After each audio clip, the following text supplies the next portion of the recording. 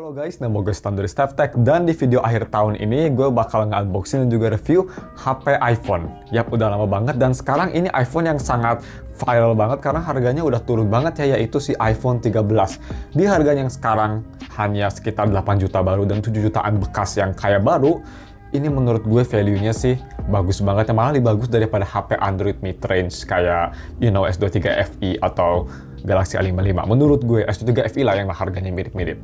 So mari kita langsung aja unboxing, dan untuk reviewnya seperti biasa minggu depan, dan mungkin gue bakal buat day in the life. Tergantung kalian mau atau enggak, bisa komen di bawah apakah gue harus buat day in the life pakai HP ini seperti di video-video lain kayak di Pixel 6 atau Pixel 7. Kalau misalnya kalian belum tahu, bisa gue taruh linknya di deskripsi untuk day in the life kayak gimana. Jadi ya, kita pertama tadi gue bilang harganya ya, harga dan speknya. Harga tadi seperti gue bilang, dia itu harganya ada di 8 juta. Kalau pakai kupon Tokopedia 8,3 jutaan, 8,1 juta ya seperti ini. Dan kalau bekasnya yang garansinya masih panjang, sekitar pertengahan 2025, baterai 100% ya kayak baru lah ya, masih lumayan oke banget, kondisinya sangat mint condition. Itu gue cari di Tokped, kira-kira harganya sekitar segini, ya sekitar 7,4 jutaan. Jadi ya 7 jutaan ya. Ini iPhone 13 dapat harga segitu sih, garansi resmi lagi ya, that's pretty good. Ya ini garansi resmi. Gue kurang suka review HP Inter untuk iPhone karena bener-bener acak kadut banget ya, bener-bener random banget kondisinya, biasanya lebih ke jelek. Anyway, kalau misalnya kalian mau beli HP ini, gue bakal taruh link di deskripsi, dan untuk spek sendiri ada di sini ya. In general dia pakai Apple A15 Bionic yang masih one of the best chipset yang pernah Apple keluarin ya, karena setelah itu chipsetnya jadi overheat. Terus dia punya layar 6,1 inci, support Retina XDR OLED, masih compact banget, 60Hz display, IP68, masih Bluetooth 5.0 tapi it's okay, dan ada MagSafe di 15 watt, Port Delivery 2.0 untuk wireless charging, dan punya baterai sekitar 3240 mAh baterai. Ya seperti itu speknya, dan mari kita langsung aja buka untuk boxnya. Seperti HP flagship, yang pastinya ini kan HP X flagship ya, jadi untuk boxnya dia benar-benar nggak usah pakai pisau sama sekali, kayak Samsung yang flagship atau Apple flagship, tinggal di sobek aja seperti ini. Ini gue garansi TAM ya, atau iBox, jadi dikasih kartu garansi nih, nyangsang gitu, ada stikernya juga di atas. Ya, kalau kalian tahu ya, sebenarnya iPhone 13 tuh sudah didiscontinue sama Apple di bulan September 2024 kemarin. Tapi di Indonesia masih banyak unitnya. Tapi gue rasa sih kira-kira di awal tahun Januari atau even Februari kayaknya unitnya bakal jadi langka deh. Jadi grab it while you can menurut gue sih. Kita langsung aja buka, dan ini dia iPhone 13-nya yang midnight.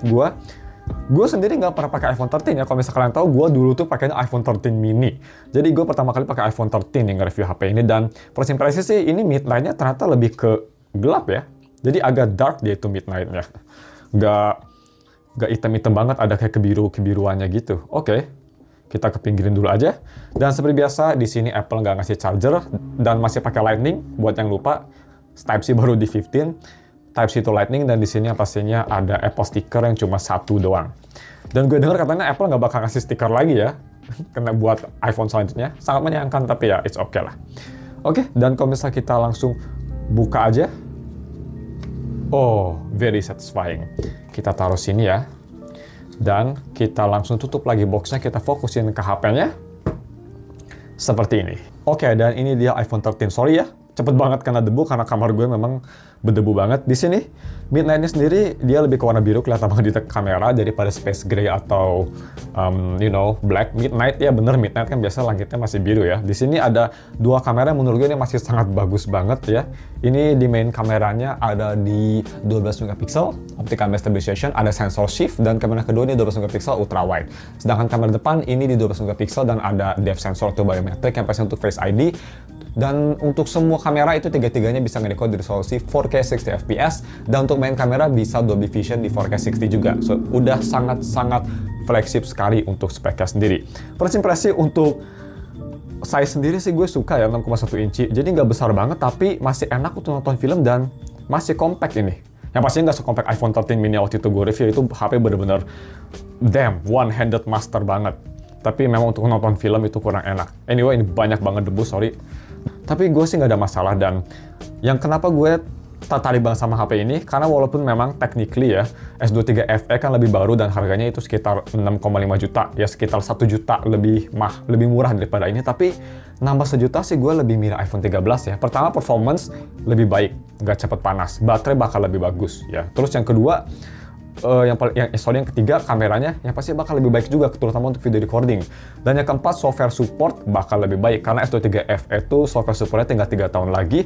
Kalau Apple ini kalau gue estimasi kira-kira masih disupport lah iPhone 13 sampai 2028. Jadi masih 4 tahun lah. Ya nggak beda jauh sih sebenarnya, tapi dari raw performance dan overall quality lebih kerasa high quality ini karena ini X flagship. Kalau S23 FE lebih ke X budget flagship ya. Jadi bisa kita lihat bezel juga masih tebal, nggak kayak bezel tipis kayak sekarang, tapi ada sudah simetris dan udah OLED. Dia masih 60Hz, memang sangat disayangkan banget, tapi 60Hz di iPhone sih menurut gue sama sebenarnya ke Android, cuma karena dia lebih optimisasi, lebih konsisten animasi, jadi nggak terlalu annoying. Tapi gue sih lebih prefer 90Hz atau 120 tetap ya. Anyway, gue mau setup dulu, dan untuk SIM sendiri gue hampir lupa bilang sebelum setup ya. SIM sendiri kalau misalnya kita cabut di sini, yang pastinya dia itu SIM-nya ini single SIM ya, jadi bukan dual SIM. Ini kan unit Indonesia. Kalau nggak salah dual SIM tuh kalau bisa tapi pakai eSIM.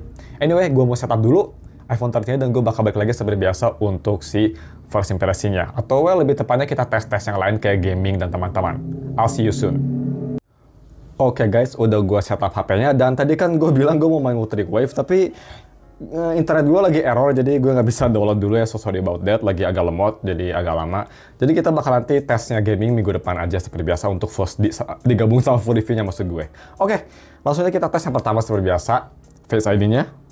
Yap, cepet, nggak ada masalah, gue pakai kacamata juga nggak ada masalah, dan ini Face ID memang pretty much instan ya, cepet banget, no problem. Dan kalau misalnya kalian ingin wallpaper Charlotte, gue udah taruh juga link wallpapernya ada di deskripsi, di bawah link pembelian ya, atau di atas, nggak tahu, nanti kalian bisa cek aja di bawah. Untuk bisa kita lihat untuk si iOS sendiri, ini sudah gue install ke yang paling latest pas video ini dibuat, yaitu di iOS 18.1.1, ini varian Indonesia ya, PAA, dan garansinya sampai Desember 2025. Dan bisa kita lihat, gue dulu tuh pindah ke Android pas zaman iOS 16. Jadi pas gue sekarang ngeliat iOS 18 udah bisa diatur kayak gini, gue langsung berkata, akhirnya. Langsung bisa kelihatan wallpapernya ya. Ini yang bikin gue kesel, zaman dulu Apple tuh kan maksa kayak gini ya. Sekarang udah bisa diatur app iconnya, finally dude, finally. Ada orang-orang Apple fanboy sama cloud chaser yang bilang, ih bang, kalau iOS 18 jadi jelek, jadi kayak Android bro. Who give a fuck man? Yang penting ada kustomisasi kayak gini, jadi lebih gampang juga. Kalian bisa taruh semua aplikasi yang penting di bawah. Kustomisasi untuk yang terbaik tuh, menurut gue itu nggak ada masalah. Kalau misal kayak, oh nanti style kayak Android, ya itu masalah. Orang yang mikir kayak gitu, yang mikir HP sebagai kosmetik, kan HP itu harusnya sebagai utility ya, bukan sebagai pamer-pamer kayak pengen beda gitu. Stupid thinking sih kalau menurut gue. Anyway, bisa kita lihat dia udah bisa kayak gini finally, dan first impresi pas gue coba install, memang ini kerasa agak sedikit struggling kalau bisa banyak banget lagi install ya, karena RAM-nya hanya 4GB, jadi kadang dia suka kayak agak sedikit nge-lag, tapi masih smooth Apple, you know, if you know what I mean. Masih smooth ala-ala Apple. Tapi memang kalau bisa mau dibandingin sama HP yang lebih mahal ya, kayak bisa iPhone 15 atau 16, lebih smooth ya pasti. Tapi ini A15 masih bisa hang on banget. Ya gue bisa bilang kalau misal HP-nya lagi normal gitu ya, nggak banyak aplikasi di-install, nggak lagi ngambil dari iCloud, nggak lagi extreme condition gitu, lagi normal condition kayak kalian pakai seperti biasa, buka aplikasi, multitasking 5-6 aplikasi kayak gini-gini ya. Overall, ini performance-nya nggak beda jauh sama S24 Ultra gue. Yap. Cuma memang kalau untuk split screen gitu ya, di HP ini pastinya nggak bisa, bukan Android. Dan kalau misal kalian lagi install aplikasi, terus lagi ngambil iCloud misal, terus lagi mau update software, lagi install game, lagi pakai HP buat nonton YouTube, itu pasti bakal panas dan struggling. Tapi itu kan nggak ada yang kayak gitu ya, nggak ada yang se-ekstrim itu. Untuk day-to-day usage, even heavy usage multitasking banyak aplikasi sekalipun, ini sih masih extremely smooth banget. Gue ngerti kenapa iPhone 13 ini laku banget ya, karena chipset A15 tuh benar-benar se-powerful itu. Dan tadi gue juga tes untuk haptic. Haptic di Apple sih selalu bagus banget, nggak ada masalah, selalu one of the best. Tapi memang tetap menurut gue yang terbaik sih Google. Kalau misalnya mau dibandingin rankingnya dari 1 sampai 3, menurut gue ke 1 Google, kedua Apple, ketiga Samsung untuk haptic. Dan untuk speaker gue juga tadi udah tes.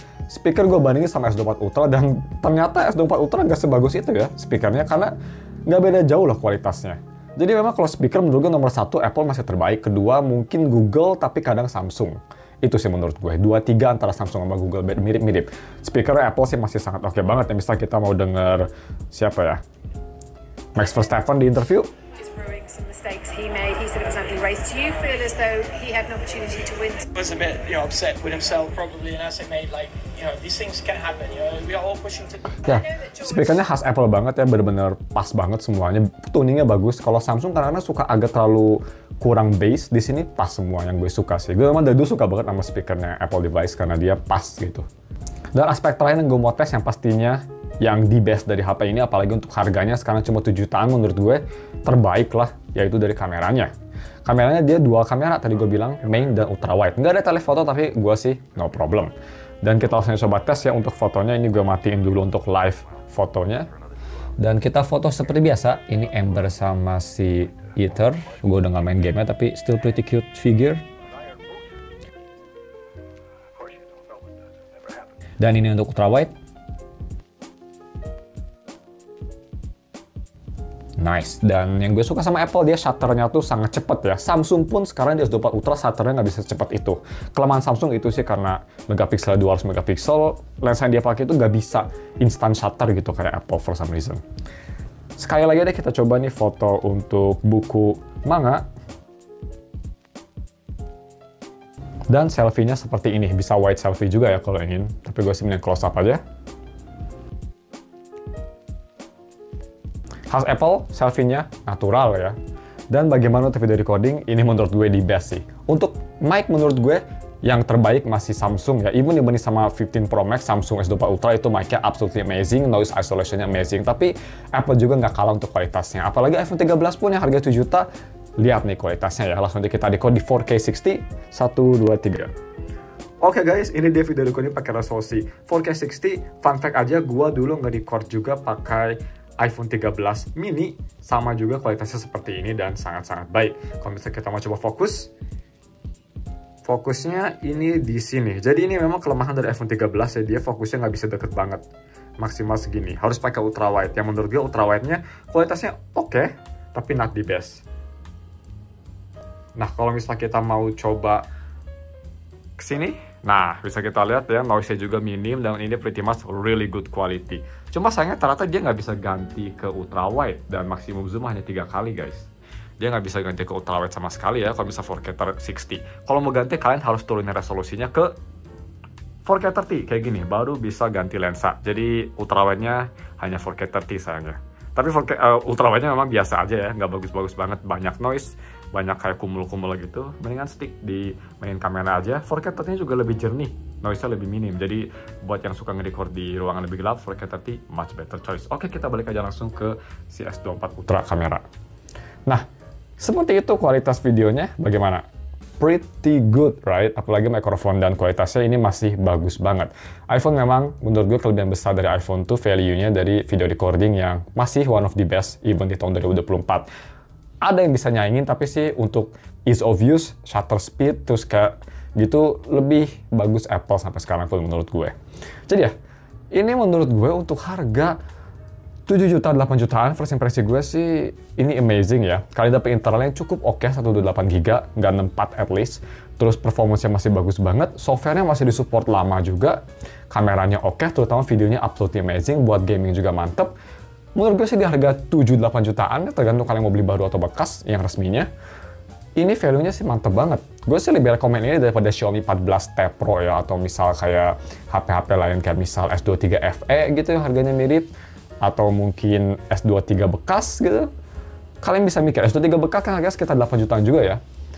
Antara ini sama S23 bekas sih, gue lebih pilih ini kayaknya. Karena S23 bekas tuh walaupun baterainya lebih bagus dari S24, tapi tetap nggak sebagus 13 menurut gue. Jadi ya, itu hanya first impression, nanti gue bakal bahas minggu depan aja untuk reviewnya. Dan kalau misalnya kalian mau ngeliat gue day in the life pakai HP ini, bisa komen juga di bawah. Cuma segitu videonya, thanks for watching, dan kita ketemu lagi minggu depan untuk review si iPhone 13 ini.